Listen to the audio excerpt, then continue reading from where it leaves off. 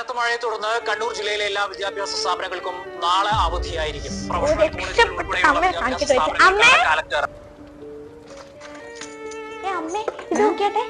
ജില്ലയിലെ വിദ്യാഭ്യാസങ്ങൾക്ക് അവധിയാ. എന്തിനാണ് അവധി? കുറേ ദിവസം മഴ പെയ്താൽ മതി സുഖമായി സ്കൂളിൽ പോകണ്ടല്ലോ.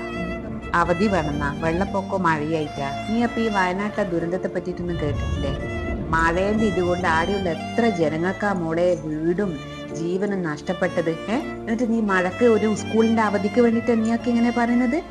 നമ്മളെല്ലാം സ്വർഗത്തിലായിപ്പോളത്, സ്വർഗത്തില്. ഒരിക്കലും അങ്ങനെ ചിന്തിക്കരുത് കേട്ടാ. ഇനി മഴ പോണേന്ന് പ്രാർത്ഥിക്ക്, അല്ലാണ്ട് സ്കൂള് ഇല്ലാണ്ടിക്കണിട്ട് മഴ വരണേന്നല്ല പ്രാർത്ഥിക്കേണ്ടത്. വയനാട്ടിലെ ജനങ്ങൾക്ക് വേണ്ടിയിട്ട് നമുക്ക് പ്രാർത്ഥിക്കാം ഇനിയെങ്കിലും.